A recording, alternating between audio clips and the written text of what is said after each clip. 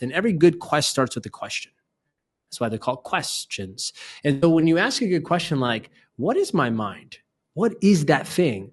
That's the starting point of you starting to learn. Second thing is set. What is a set? It's like a system.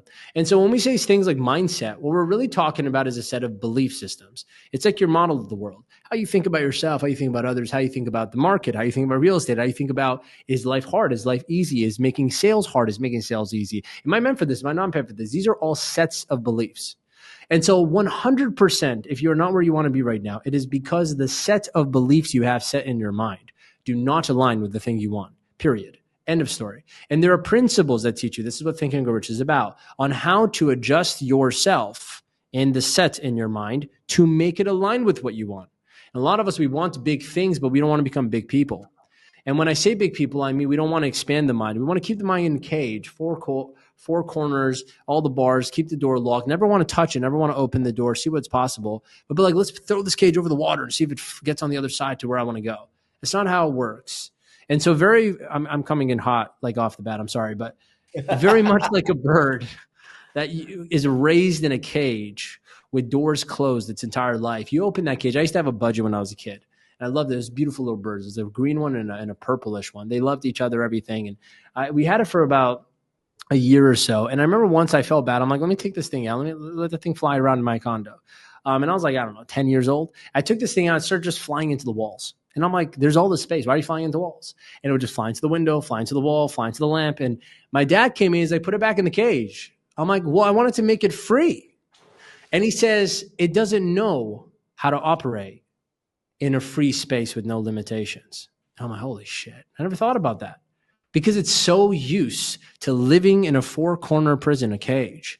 And very similarly, the mind works this way. We're all born into this life. We're given this physical body and we go, this is me. It's not you. That's why I say my body, not am body.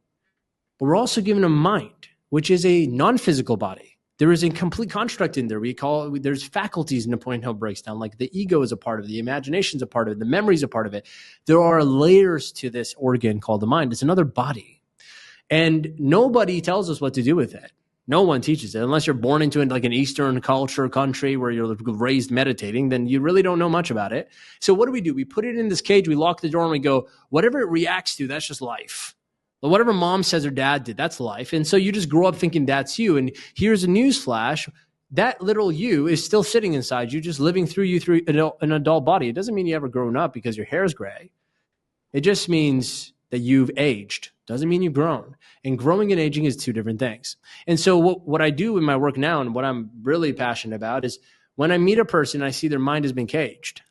Now try to open that door without an actual guide, without a person who knows how to operate with no limits. For example, if you take that bird out of the cage and you throw it into the air, you just let it free. I actually did that one day. I took the bird. I'm like, we should let it free. We should set it free. And I walked outside the front of the condo and all space, all sky. This thing could fly anywhere it wants to. And I let it go out of my hand and it flew straight into a tree and it died. True story. And it died right in front of me. And I just thought, are you serious? My dad's like, when they're caged this long, they don't know how to fly with no limits. And I'm like, oh, God, that stuck with me for some reason. But then I realized mind is the same way. So what does that mean? When we go on the journey, the quest to understand ourselves better, understand our mind better, to set new rules, set new beliefs, we need a guide. We really do. We need someone who is operating with no limits in their mind, someone that could help us find our path, find a direction in the vast, open, unlimited space called, life. And so if you're watching this and we're talking about mindset, then yes, if you want to go somewhere, there's a flight path. And there's a set of beliefs, thought patterns, a set of ideologies you need to either remove and replace with if you want to have a different scenario. And no, your circumstance has nothing to do with that.